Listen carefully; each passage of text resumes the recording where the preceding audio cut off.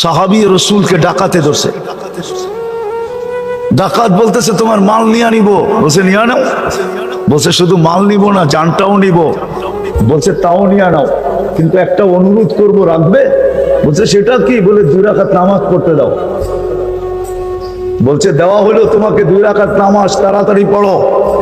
তো 2 রাকাত নামাজ পড়া ভয়ে ভয়ে যখন ডাইন দিকে সালাম প্রথম ফিরাইছে, তো দেখে ডাইন দিকে এক সুদর্শন যুবক দাঁড়ানো, হাতে খোলা তরবারি,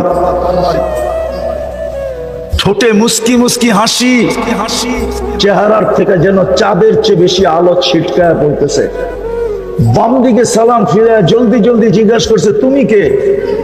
বলছে আশ্চর্যের বিষয় তো, বড় আশ্চর্যের বিষয়, তুমি ডাইকা আনলা আর তুমি জিজ্ঞেস করতেছো তুমি কে?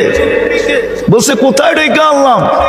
বলছে তুমি যে সেজদায় যায় পড়তেছিলে, ইয়া ওয়াদুদ ইয়া দাল আরশিল মাজিদ, ইয়া ওয়াদুদ ইয়া দাল আরশিল মাজিদ, ইয়া ফাআলুল লিমা ইউরিদ, আসআলুকা বিইজ্জাতিকাল্লাতী লা তুরাব ওয়া বিমুলকিকাল্লাযী লা ইউদাব ওয়া বিনূরিকাল্লাযী মালা আরকানা আরশিক আন তাকফিনি মিন হাযাল লিস ইয়া মুগীস আগিসনি। তুমি যখন মুগীস বলে চিৎকার দিছো, ও তো সমগ্র আকাশে ছুটাছুটি শুরু হয়ে গেছে।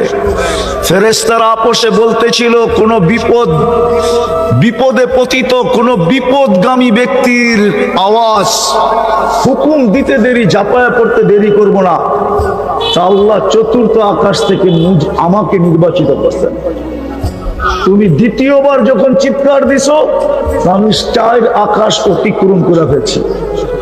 তৃতীয়বার যখন চিৎকার দিছো, তো তোমার মাথার কাছে চলে আইসা দুশ্মনকে জাহান্নামে পাঠায়া দিছি। বলছে এটা আমার বিশেষত্ব? বলছে না, কিয়ামত পর্যন্ত তোমার মতো নামাজ যে উপহার দিবে, ওর জন্য আমি কিয়ামতের সকাল পর্যন্ত বেঁচে থাকবো।